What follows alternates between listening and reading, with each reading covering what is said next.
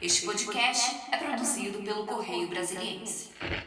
Há vezes em que o devedor encontra-se numa situação tão delicada e tão desprotegido, né, que o credor se aproveita dessa situação, o credor sabe lidar com o devedor. Né? Destacadamente quando estamos falando daqueles credores que habitualmente lidam com crédito e débito, lidam com empréstimos. Né? Então essas pessoas, em algumas ocasiões, elas ultrapassam a fronteira do que é permitido.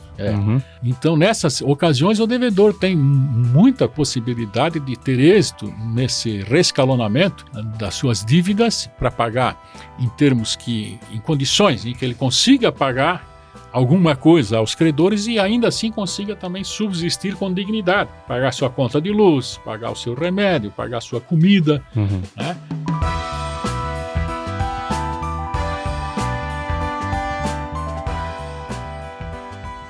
Olá, sejam muito bem-vindos para mais uma edição do Podcast do Correio. Nessa edição nós vamos conversar com o ministro Marco Buzzi, do Superior Tribunal de Justiça, ele que é um ministro que se especializou em um tema que preocupa milhões de brasileiros, particularmente nesse momento pós-pandemia.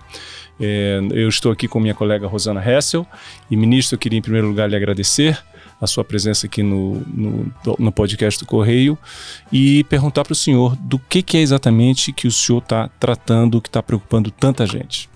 Muito bem. Primeiro eu quero agradecer esse convite dos Correios e é uma grande satisfação estar aqui porque através desses instrumentos de comunicação nós alcançamos a população, que é o que nos interessa.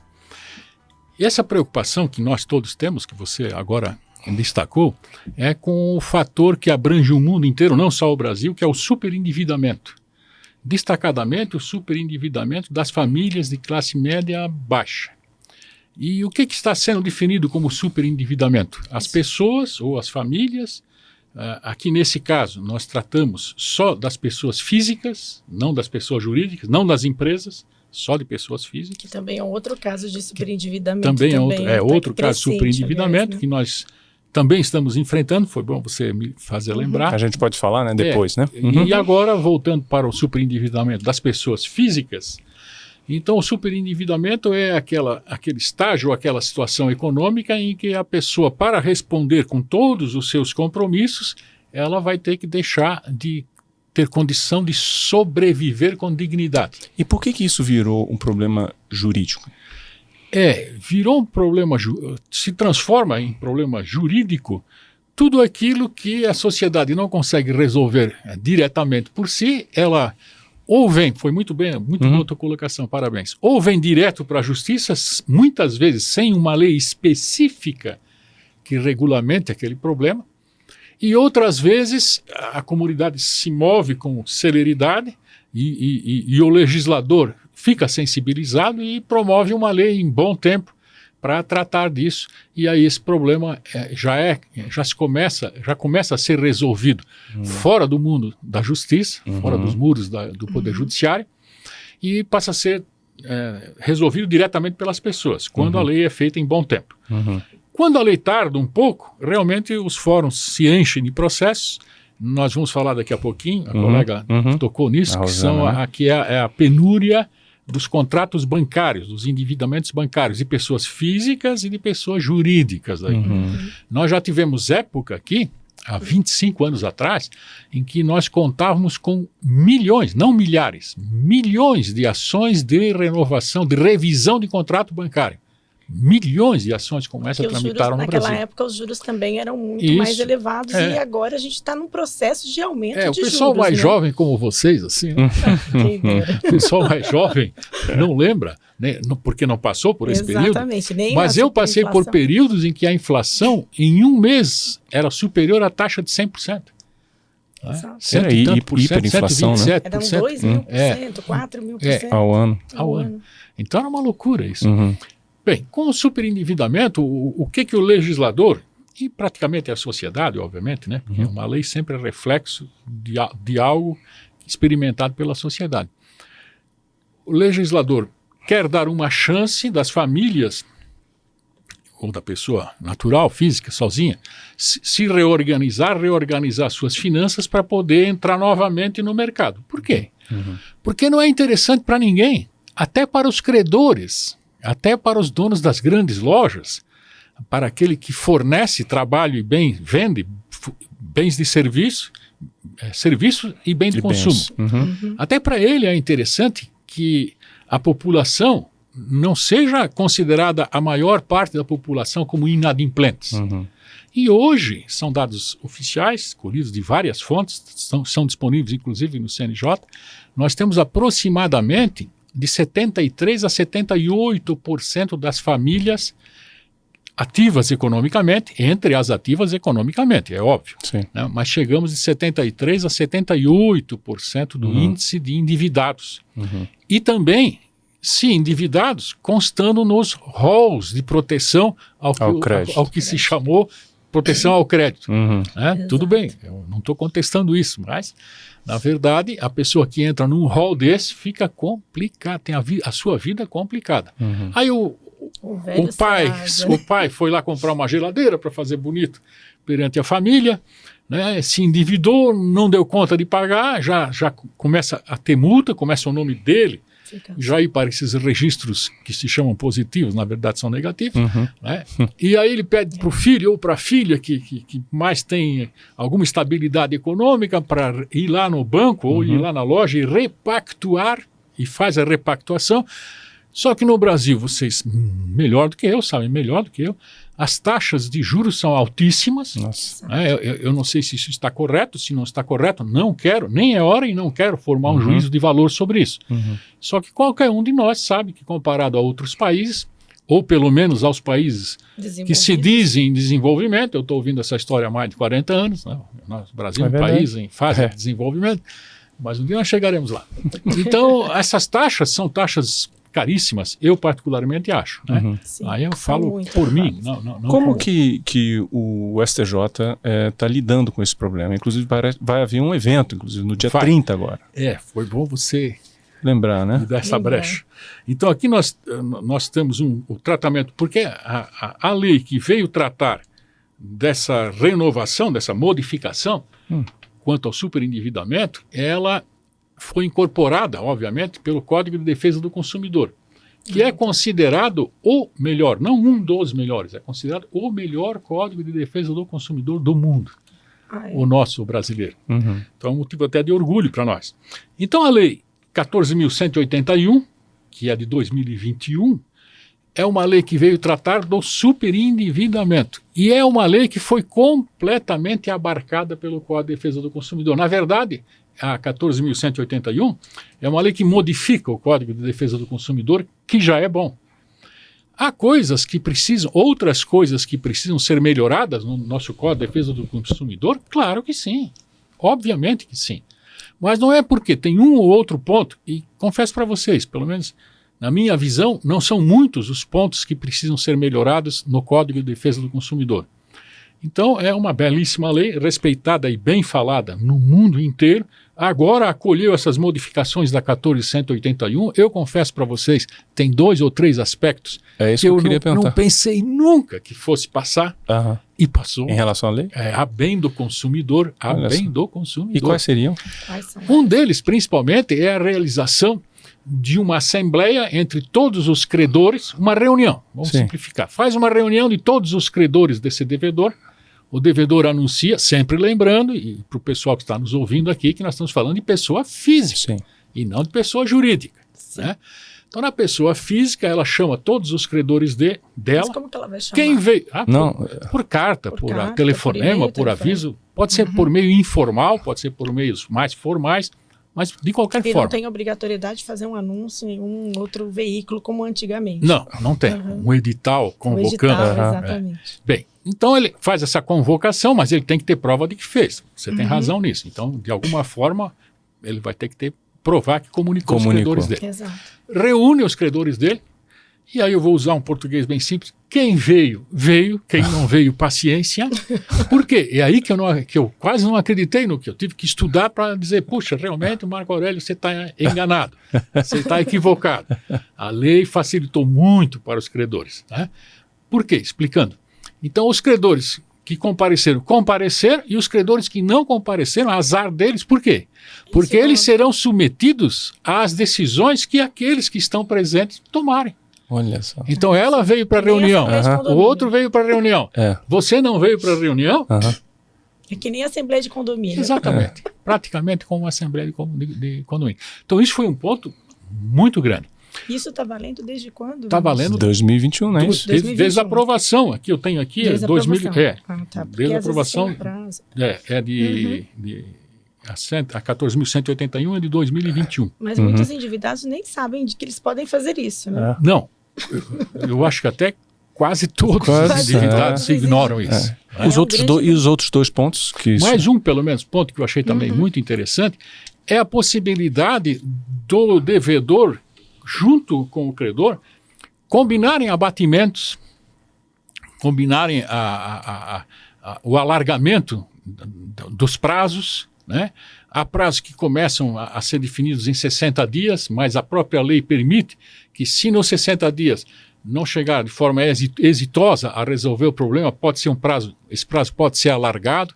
Então são várias, não um só, dois pontos são esses dois. Mas se você pegar com cautela e dar uma lida na lei, você vai encontrar vários pontos positivos. Então, esse evento que ocorrerá no dia 30 vai tratar sobre a lei especificamente? Sobre a lei especificamente, sobre como se aplica essa lei, os limites dessa lei, as hipóteses em que ela pode ser efetivamente utilizada e principalmente como ela pode ser utilizada. Esse segundo ponto que o senhor mencionou, de eventualmente o devedor e o credor se encontrarem, acertarem, chama atenção aí que não existe a figura de um mediador, né? Ou mesmo de um juiz. Como é que isso acontece? Não, exatamente. Isso é muito interessante. Você destacou muito bem.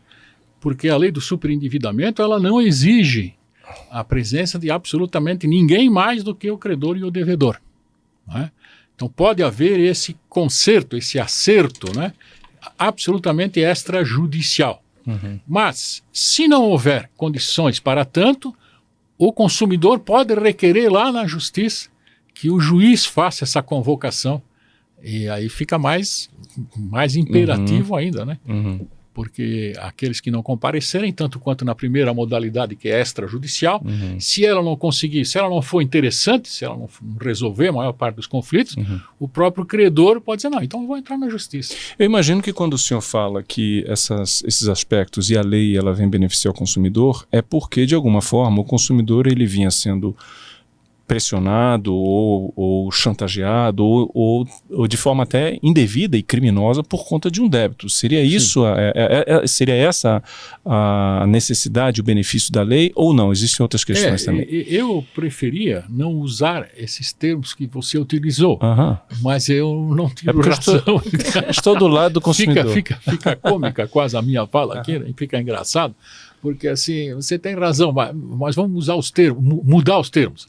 Então, realmente, havia mas é exatamente isso que você fala. Tanto é que, tanto no Código de Defesa do Consumidor, quanto na 14.181, quanto no atual Código de Processo Civil, quanto na Resolução 125 do Conselho Nacional de Justiça, eles são expressos em fazer menção à boa-fé.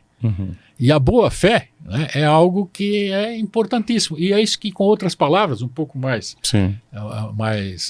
efetivas, você fez essa síntese. Então, há vezes em que o devedor encontra-se numa situação tão delicada e tão desprotegido, né, que o credor se aproveita dessa situação, o credor sabe lidar com o devedor. Né?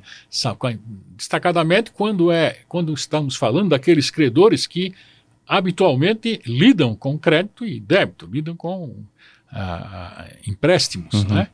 Então essas pessoas, em algumas ocasiões, elas ultrapassam a fronteira do que é permitido. Razoável ou permitido. Então nessas ocasiões o devedor tem muita possibilidade de ter êxito nesse rescalonamento das suas dívidas para pagar em condições em que ele consiga pagar alguma coisa aos credores e ainda assim consiga também subsistir com dignidade. Pagar sua conta de luz, pagar o seu remédio, pagar sua comida. Né? E é óbvio que nós vemos que no Brasil nós temos vários países dentro de uma nação, de um limite só territorial. Nós temos vários povos, né, várias nações. Nós temos um contingente que chega quase a 28 a 31% da população nossa não são de pobres, são de miseráveis, né? Então essas pessoas são muito pouco protegidas, são muito pouco alcançadas por lei que seja, pela lei que seja, pela instituição que seja. E para essas pessoas, já que vocês estão me dando a deixa, né? Para essas pessoas, nós que eu falo são as pessoas, os operadores do direito. Então aqui não estou elogiando o juiz, estou falando dos juízes, dos promotores, dos advogados, principalmente dos advogados, dos defensores públicos. Nós estamos já numa empreitada que dura uns 15 anos, talvez um pouco mais, implementando com sucesso, graças a Deus e a muito trabalho, com sucesso a instalação de postos de atendimento e de conciliação. Ou seja, nesses postos de atendimento à população para fazer conciliação, nós reunimos as pessoas que têm qualquer tipo de problema. Não é? Agora nós estamos indo além do superendividamento. Para quem está nos ouvindo, olha, agora nós estamos escapando um pouco do tema. Eu sei disso. Não, mas está ótimo. Fugindo um pouco do tema. Eu sei disso. Então, olha, para essas pessoas, e esse sistema que já está criado aí, é a Lei 13.140. Certo. É a Resolução 125 do Conselho Nacional de Justiça. É o artigo, principalmente, 3º, parágrafo 2º e parágrafo 3º do novo Código de Processo Civil. Né? Então, para essas pessoas, destacadamente as mais pobres, as mais simples, as que têm menor poder econômico, nós conseguimos montar um sistema dotado de advogados, dotado de mediadores preparados, concursos, que fizeram cursos para preparação, para lidar com o quê? Problema de família, problema de direito de vizinhança, problema de aluguéis, problemas de posse, de divisas de terreno, tudo que tu imaginar, nós podemos enfrentar ali dentro. Até aquilo que entra na área dos direitos indisponíveis, desde que o direito indisponível permita a transação. Se permitir transação, vão até os direitos indisponíveis ali para dentro do nosso acordo. E nós temos, me corrija ali, André, nós temos 1.500, espalhados por todo o Brasil, nós temos 1.500 postos de atendimento e conciliação que agora... Esses postos ficam nos fóruns onde que eles funcionam? E agora houve uma reforma nos últimos 4, 5 anos nessa legislação, e ao invés de posto de atendimento e conciliação, nós chamamos hoje em dia de CEJUSCs, Centrais Judiciais de Solução Consensual de Conflitos. Ele é um complemento dos juizados ele é um complemento, por exemplo? Ele é um complemento da justiça, como um todo. Não é só dos juizados especiais. O berço dele é o juizado especial. Você está bem a par mesmo. O nascedouro foi nos juizados especiais ao tempo em que o nome ainda era juizado de pequenas causas, que não existe mais, né? Mas aquilo foi tão bem tratado. E o pessoal mais pobre foi tão... Pois é, o pessoal mais pobre, eu cheguei a usar quando era estudando na faculdade de Direito. E a gente dizia assim, olha, eu vou lá para o juizado de pequenas causas resolver. E resolvia.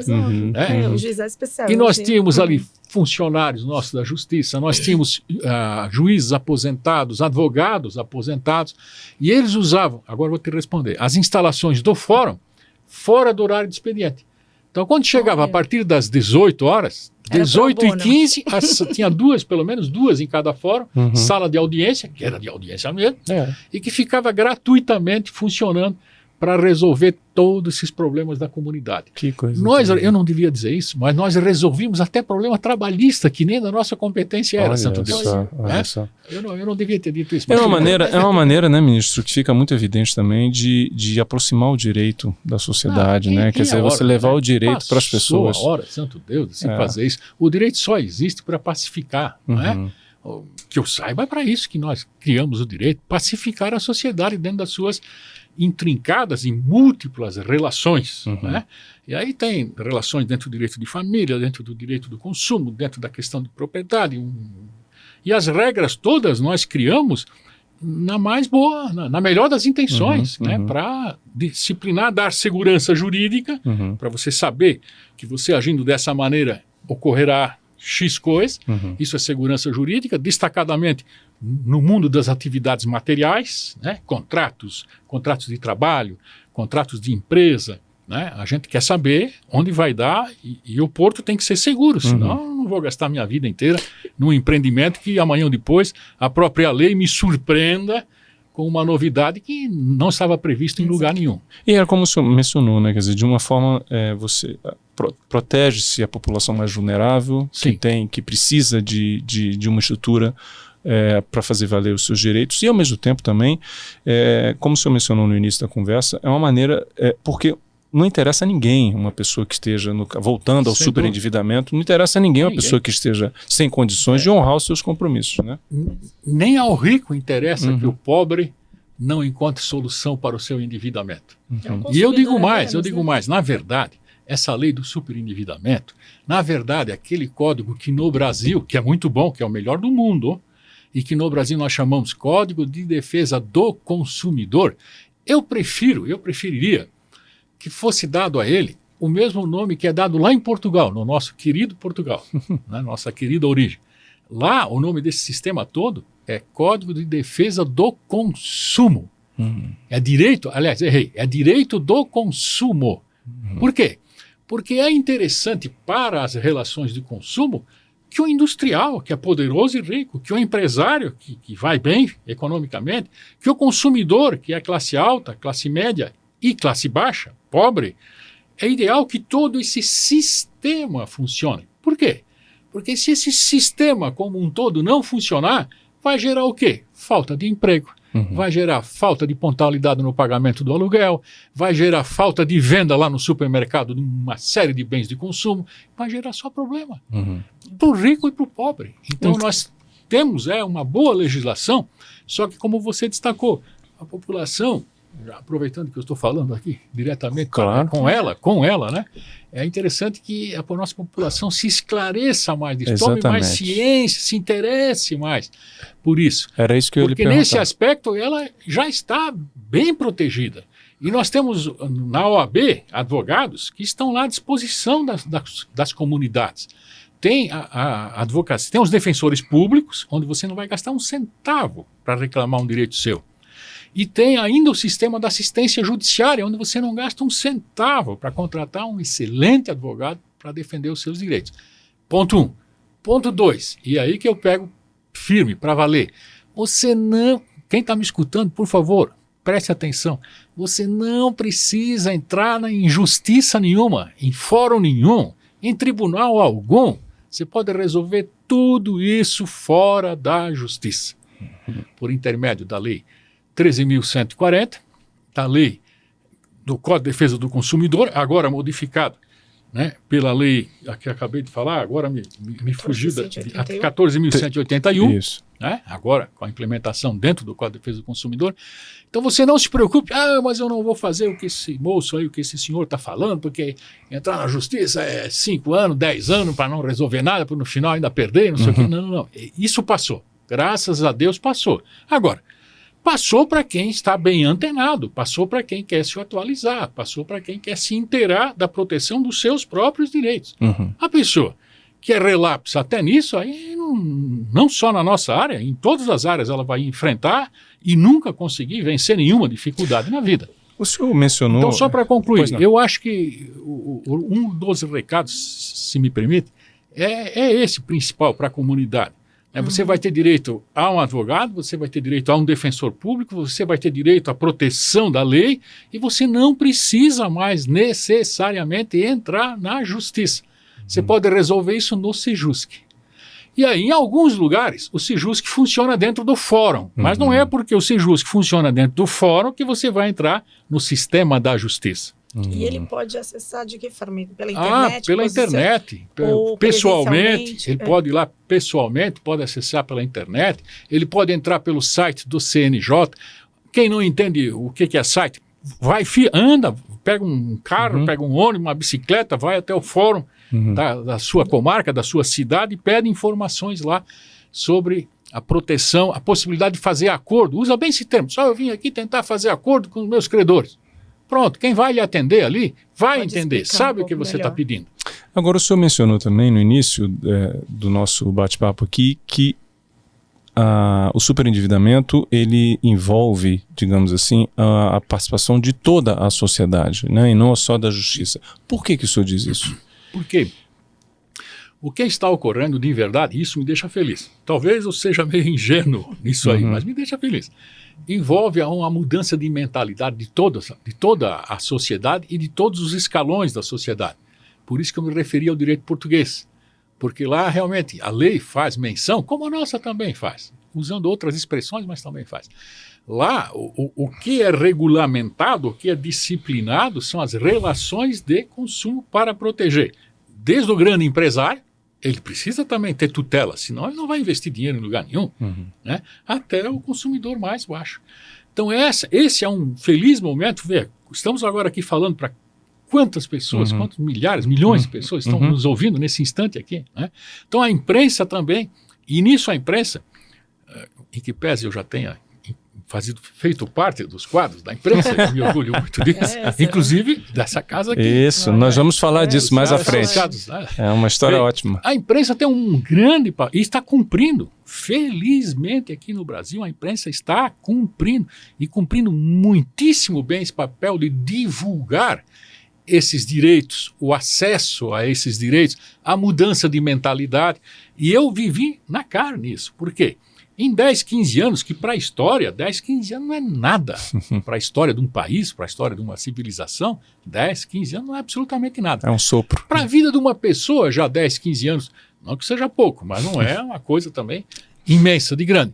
Mas nós no Brasil, em 10, 15 anos, devido à boa atuação dos magistrados, principalmente, dos juízes, com os advogados, com os promotores, com os defensores públicos, com os tribunais, com o Conselho Nacional de Justiça, que foi uma grande conquista para nós, o Conselho Nacional de Justiça. Então, com essa mobilização total, nós estamos conseguindo atingir e esclarecer, como estamos fazendo hoje aqui, intermédio do quê? Do microfone, de uma câmara de televisão, esclarecer a população de que ela pode ter acesso. Isso está pronto. É só a população entrar para essa iniciativa, passar a fazer parte dessa iniciativa. O que leva uma pessoa a ficar super endividada, ministro? Complementando, sim. Qual que é o percentual de comprometimento da renda que caracteriza um super endividado? Certo, vamos para as duas. A primeira era... O que leva uma pessoa a ficar? O que leva a pessoa a se super endividar. Aí eu estou lá em casa, eu adoro novela. Sério, eu adoro novela. Todo brasileiro. De qualquer rede de televisão, não é? Novela é comigo. Que decepção, né? Vocês tiveram agora. Né? Não chama alguma. Aí eu adoro novela. Um ministro noveleiro. Então, aí eu vou assistir a minha novela, tal, fico lá reencostado na minha poltrona, assistindo a novela, tomando um cafezinho. No meio da novela vem aquele querido ator, aquela querida atriz, né? Aquela deusa grega, e passa a mão num desodorante, em que ela mostra assim na tela o desodorante, passa na axila e diz assim: puxa, como esse desodorante é bom. Amanhã, não chega a amanhecer outro dia, que esse desodorante vai sair das prateleiras do supermercado, todo mundo vai atrás desse desodorante. E teve um novelão aí recentemente que aconteceu isso 2, 3 vezes. Isso, há algum tempo, não era muito bem visto, não, para não dizer, não era lícito fazer essas propagandas subliminares. Então, agora, no que é lícito, no que é permitido, poxa, eu olho para a televisão, ou eu olho no jornal, ou eu vejo na rua, tu andando com aquele carro, não precisa ser uma Ferrari, né? Mas com um carro bom, um carro que te conduz aos lugares que tu quer, que te dá o conforto para a família, de no final de semana você entrar no carro, ir para algum parque, coisa, e aí você vê, pá, não dá, com o meu salário não dá. Aí daí, de repente tu vai te inteirar e tu vê que pagando R$300, R$312, tu consegue comprar um carro razoável, seguro, que te leve a qualquer lugar, e você entra nessa. Bom, custa nada, né? A minha família merece. Eu vou comprar um carrinho popular, 1000 cilindrada, tá? Vou comprar, não tem problema nenhum.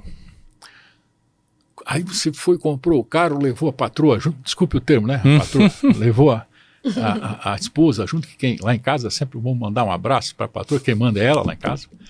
E aí você passa lá e a sua esposa dá uma olhada numa televisão belíssima que tem ali. um aparelho de televisão dos sonhos. A prestação, 500 pagamentos você faz aquilo. E você compra a televisão porque é uma prestação baixa, é um bem de consumo durável, novo, de alta tecnologia. Aí você chega em casa e olha aquela geladeira velha e a propaganda é muito forte para você consumir. E se associou no mundo inteiro, isso não é coisa de brasileiro, se associou no mundo inteiro a se eu comprar essa geladeira, esse carro, essa televisão, aquela roupa, usar aquela meia, eu vou ser, meu Deus do céu, o cara mais feliz do mundo, porque felicidade de sucesso, está, né? sinal de sucesso, como era até a propaganda de uma marca de cigarro até pouco tempo atrás. Verdade. Né? Então a propaganda mais assim violenta, propaganda explícita, ajuda muito. Além disso, como nós vivemos numa sociedade capitalista, que eu defendo, apesar de ser servidor público, né, eu defendo a sociedade onde deva ser presidida pela livre iniciativa, não é? Ela também te estimula para você ter sucesso, para você ser uma pessoa de sucesso, bem-sucedida, até aos olhos da tua avó. Não é coisa moderna agora. Você tem que ser uma pessoa que tem pelo menos a sua casa, você tem que ter um alimento dentro da sua casa, uma boa assistência médica quando for necessário, um carrinho para se deslocar, uma boa roupa. Tudo isso importa em compra e venda de bens de consumo, e aí a pessoa vai se endividando. Uhum. Quando ela não tem uma formação, e infelizmente nós não temos, parece que dentro de algum tempo teremos essa disciplina nas escolas. Educação financeira, né? Educação financeira. Virou um item Deus queira que isso venha meio logo. Uhum. Né? Eu repito, sou defensor da sociedade de consumo. Sou. Quantos milhões de empregos essa sociedade de consumo oferece? Se não fosse esse modelo, talvez nós não tivéssemos essas liberdades todas que nós temos, de iniciativa, e esses empregos todos que nós temos, pagando mal ou pagando bem, não importa, não teríamos. Então eu sou um autodefensor, mas tem um ponto negativo, que é a facilidade de nós nos envolvermos em em endividamentos demais, super endividamentos. E aí passa da nossa condição de pagamento. A nossa legislação previu, respondendo a sua pergunta, fez uma previsão dizendo que praticamente 25% do salário mínimo é o quanto a pessoa consegue subsistir com alguma dignidade, que é R$303. E alguns centavos que eu não lembro do centavo agora. Então, nisso aí precisamos modificar. Eu creio que será modificado. Esse teto, esse piso precisa ser elevado, porque com R$303, obviamente, ninguém consegue suprir as suas necessidades, muito menos de uma família. Então, você é considerada super endividada se você já não dispõe de R$303 reais por mês. Eu acho que esse teto deve ser elevado. Não creio que teremos resistências graves para isso, porque tem que vir um novo discurso a esse respeito, uma nova mentalidade a esse respeito, e nós temos que ver que há necessidade de uma mudança de mentalidade, e eu, sinceramente, eu acho que isso já está acontecendo, independentemente da história de política partidária, de quem é presidente, de quem não é presidente, quem é governador, quem não é governador, quem se elegeu, esqueçam isso. A conversa não tem nada a ver com isso. Mas, felizmente, eu vejo que no sistema, dentro do sistema, nós o cidadão, a cidadã, a população, está realmente amadurecendo. Isso me deixa muitíssimo feliz. Porque antes eu tinha 20, 30 anos, agora eu estou com 64. Eu não vou ficar aqui por mais muito tempo. Então eu queira Deus que eu veja, e um início disso, eu creio sinceramente que eu já estou vendo, assistindo, essa mudança de mentalidade por parte da população, destacadamente a população com a renda mais baixa, né? De olhar com outros olhos para esse sistema. Por quê? Porque, santo Deus, é óbvio que todos têm que ter acesso à saúde, à segurança, à educação, à alimentação, né? Principalmente à educação. Então, eu acho assim, mas agora essa pessoa aí que está sendo entrevistada se contradisse da noite para o dia, agora fez uma confusão. Esse cara está fazendo confusão. Uma hora ele fala a favor da livre iniciativa, outra hora ele fala em coisas que é socializar. Não tem confusão nenhuma. Eu acho que em qualquer país do mundo que fosse lá os Estados Unidos da América do Norte, lá nos Yankees, lá nos mais dedicados capitalistas que nós temos no mundo, seja lá, seja aqui, seja em Cuba, seja onde for, eu creio que as coisas essenciais que importam, que revelam a subsistência com dignidade, todos têm que ter, destacadamente num país como o Brasil, que é riquíssimo. Nós não somos ricos, nós somos riquíssimos. Aqui Deus exagerou. Ele colocou tudo demais de coisas boas, né? Então nós somos um país riquíssimo. Então a mudança de mentalidade está acontecendo. Por quê? Porque nós estamos começando a entrar em fases, em épocas, em que realmente a saúde já está melhorando. A assistência à saúde tem problema? Tem. Nesse momento aqui deve ter gente, infelizmente, morrendo em corredor de hospital.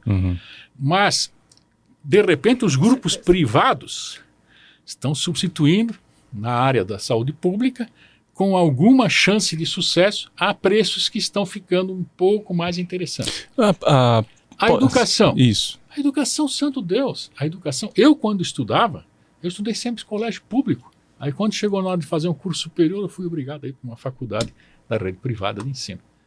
Então, a educação é básica. E eu creio no seguinte, se você conseguir resolver o problema da educação num país, você, num curtíssimo prazo, tem por resolvido tudo, todo o resto. Porque uma pessoa, um povo que tem a educação, ela sozinha, esse povo sozinho, consegue se readaptar e se conduzir bem em todas as outras coisas. No superendividamento, na questão da saúde pública, na questão da segurança, que nos falta muito, né? Na questão da alimentação, da assistência. Então, para concluir esse meu raciocínio, eu sou a favor de que aquilo que é essencial, que é o básico para um ser humano subsistir com dignidade, tem que ser dado a todos. Dado pelo Estado a todos. Nós pagamos impostos suficientes para isso. E dali para cima, que vença a livre iniciativa. Quem chegar primeiro que leve. Então vamos montar uma empresa de fazer automóveis. Não, agora é livre competição. Ou eu sou bom nisso, ou eu vou quebrar. Agora, o essencial para a pessoa viver com dignidade, a comida, santo Deus, a moradia, a educação. Agora, nesse contexto, então, ministro, uma educação financeira entra aí também, né? Entra muito aí. Porque qualquer pessoa precisa saber gerir o dinheiro dela. Nós referimos, nós três aqui fizemos essa referência nessa fala nossa, de que a educação é essencial e queira Deus que agora passe a ser matéria. Agora, falando o senhor deixou muito claro que há uma distinção aqui. Hoje, aqui na nossa conversa, o senhor está muito focado na questão das pessoas físicas, né? Sim. E o senhor disse também que o superendividamento é um problema que existe no mundo inteiro. A gente sabe, falando assim de uma maneira muito generalista, que determinados países têm relação diferentes com o dinheiro, né? No caso do Brasil, o senhor sabe muito bem, melhor do que a gente, que não existe uma tradição em relação à poupança, por exemplo, ou à disciplina financeira. É algo semelhante, digamos, não sei, em relação aos Estados Unidos, né? Estados Unidos, pelo perfil que é a sociedade, é uma sociedade onde se gasta muito, onde se consome muito, então as pessoas assumem compromissos financeiros muito grandes, né, a famosa hipoteca, por exemplo, no caso de uma casa. Já no Japão, por exemplo, sabe-se que o povo tem o hábito quase obsessivo de poupar. Por que essas diferenças? O senhor deve ter estudado o assunto, eu imagino. Como é que o senhor avalia essa no comportamento da sociedade? Sim. A primeira parte da resposta em relação às diferenças ou a diferente forma de ver a questão da poupança, da necessidade ou não de acumular algum capital para poder mais tarde ter acesso a bens de maior relevância, de maior importância, a moradia, a terrenos para você construir e daí para fora. Isso passa pela experiência experimentada por cada nação. O Japão, nós destruímos o Japão com uma bomba atômica, quase. Não é? O destruímos com a guerra. Os americanos, os estadunidenses, não, americanos, o Yankee, né? Eles tiveram um papel muito importante, foi muito decisivo o fato deles organizarem as indústrias para poder fabricar as armas de guerra, né? As armas para poder vencer várias batalhas, como fizeram, só com uma outra visão de mundo e de sistema, também os russos, como fizeram também os alemães, que fracassaram no seu intento, felizmente. Né? Então, esse modo de vida, né, depende muito das experiências que cada nação experimentou para formar esse tipo de mentalidade. Uhum. Então há quem, por exemplo, os alemães, eu vim lá do sul, apesar da minha origem ser italiana, né, mas eu convivi com muitos bem, alemães. Né? Uhum. O alemão houve época em que ele economizava até as batatas de comida. Né? Ele tinha tudo muito bem organizado porque ele tinha experimentado com muitos outros povos, os poloneses. Uhum. Né? Dizem que o brasileiro não poupa muito porque nunca passou por uma guerra de verdade. O meu pai dizia, o meu falecido pai, que Deus o tenha, sua infinita misericórdia, ele dizia muito isso. Ele diz, olha, uma guerra feliz destrói muita coisa, é muita infelicidade, ninguém quer uma guerra, mas experimentando guerras, as populações, as nações se aperfeiçoam por causa da necessidade, que não tem como escapar, né, de um preparo. O Brasil não tem guerras, mas ele tem problemas graves, né? Tem pobreza, tem miséria, e tem um ponto específico que o senhor também já atuou, prestou muita atenção nesse tema, que é a questão da desigualdade. Não é? Isso já deu entrevistas, inclusive, sobre isso. O que o senhor pensa do problema da desigualdade e como enfrentá-lo? É gravíssimo, né? O problema nosso aqui é gravíssimo, como eu acabei de dizer há poucos instantes atrás, nós temos uma diferença social imensa na população e eu creio numa solução. Você vai me dizer, quem está me ouvindo também, esse cara é ingênuo, mas eu creio que enquanto nós não resolvemos o problema da educação, nós não vamos resolver os outros todos os problemas, principalmente um dos principais, que é dessa grande desigualdade social que nós temos. Tem que resolver. Eu faria a prioridade número 1, se eu pudesse ser, né, administrador do Brasil, algo assim, eu faria a prioridade número 01, educação. Muito bem. Para todos, gratuitamente, com rigor, né, com rigor, longe de ideologias. É difícil isso, eu sei que é difícil, mas longe de ideologias, pensando em realmente preparar, dar conhecimento, dar saber às populações. Isso, consequentemente, dentro de 10, 15 anos, toda a sociedade, pobre, rico, qualquer categoria, nós iríamos experimentar uma melhora em todos os sentidos. O problema não é só, tem que começar de baixo, inclusive, na educação, né? Desde a educação básica, preparando os professores. Isso. Porque tem professores semi-analfabetos lecionando crianças pequenas, por exemplo. Ou você, porque não, e tem uma, porque elas também ganham um pouco, né? Antigamente falava-se que professor e juiz tinham salários iguais. Hoje o professor não é valorizado como antigamente. Né? Você tem toda a razão. Isso. Tem que priorizar. Por isso que eu digo, a prioridade tem que ser a educação. E aí, obviamente, isso importa em quê? Em fazer seleções, em ter professores realmente que tenham como ensinar com qualidade, que ganhem o suficiente para poder ter a sua família, né, a sua casa, com um relativo conforto, isso tudo. E outra coisa, eu acho que nós temos condição de fazer isso no Brasil, especialmente por estarmos aqui no Brasil, nesse território onde nós, meu santo Deus, aqui foi colocado tudo, aqui nós temos tudo. Temos problemas de algumas regiões? Claro que temos. Mas nós temos recursos suficientes e pessoas com condições suficientes para, de modo fraterno, tem que ter uma ampliação dessa fraternidade, mas uma fraternidade real, e não faz de conta. Né? Com essa ampliação dessa fraternidade, nós, meu Deus, conseguiríamos superar. Eu acho que em 20, 25 anos o Brasil passa a ser um país de ponta. Ministro, eu estou vendo que o senhor está muito à vontade aqui no podcast do Correio. Eu vou ficar mais umas 2 horas falando. Talvez porque o senhor tenha sido um dos nossos colegas também. O senhor já foi jornalista, trabalhou como jornalista. Conta pra gente.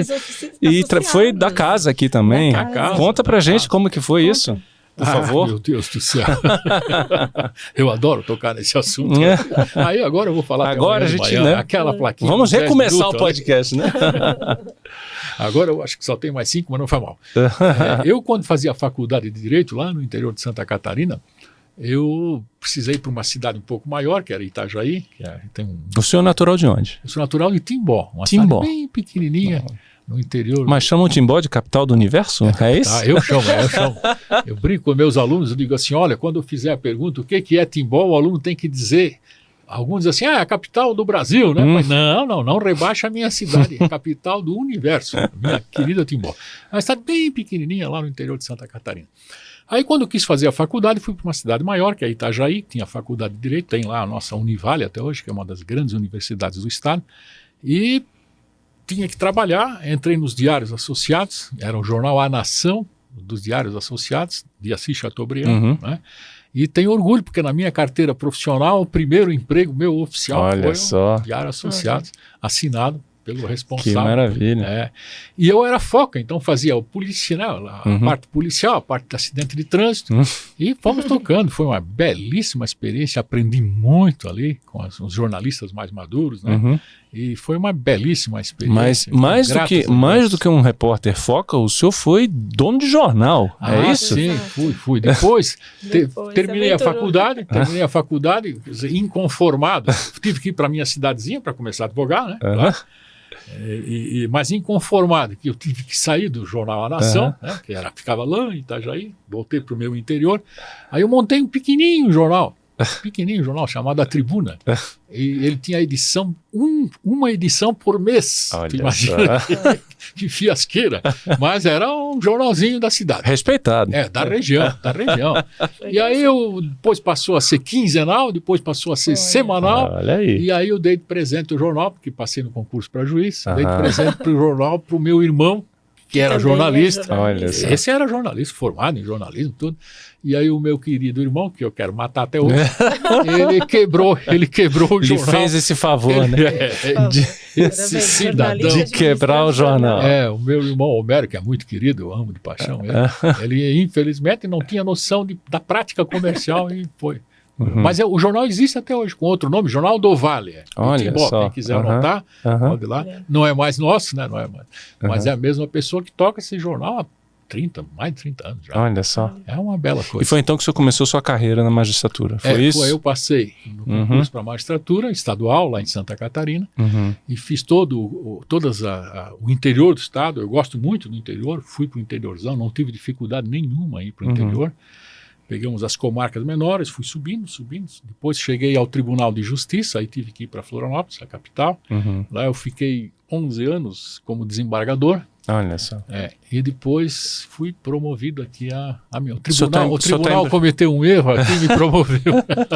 O senhor está em Brasília há quanto tempo? Há 11 anos. 11? 11 O que o senhor gosta da cidade? Eu adoro Brasília. É? Não tem, era mais fácil tu perguntar o que tem que eu possa não gostar. Porque eu gosto de tudo aqui. Agora a gente está só. todo chuvoso, né? Mas eu você prefere mais essa época ou a seca? Eu gosto dos dois. Dos dois? Olha Por só. quê? Nessa época tu vê a beleza, né? Das árvores, de tudo e tal. E na seca o mundo muda, né? A natureza muda. Mas tu sabe que daqui a pouco, quando cair algum pinguinho de água, aquilo vai rebrotar com uma impressionante, força. né? Como uma cidade se todo revigora, ano, né? A todo ano eu tenho uma lição dada por Deus, que é a natureza, né, de você renascer com força, com beleza, com consistência, né? Tu olha, esse é o primeiro ano que eu fiquei aqui, eu disse, meu Deus do céu, o que eu pensei que era prefeito, né? O que o prefeito vai fazer aqui com essa... Tá morrendo tudo, meu Deus do céu, as árvores estão morrendo, a grama toda secou, vai ter que replantar tudo isso, Santa Efigênia. Aí o pessoal dizia, não, doutor, se é uma chuvinha resolve. Eu disse, estão loucos, esses caras estão loucos, olha uma chuvinha, morreu tudo isso aí, Santa Efigênia. Que nada, a primeira chuvinha que dava aquele verde vinho. Então Brasília é um exemplo concreto, né, da obra de Deus. Eu sou muito panteísta, né? Sou católico, mas acredito muito de que Deus é a natureza. E ele se renova com vigor, com beleza, né? Tem certas árvores aí que eu ando de vez em quando no parque da cidade, não tenho vergonha de dizer. Eu chego a parar a bicicleta para ficar olhando para uma beleza. Contemplando, né? Aqueles são ipês, né? O ipê é amarelo, santo Deus. É Deus que vai e pinta folhinha por folhinha, né?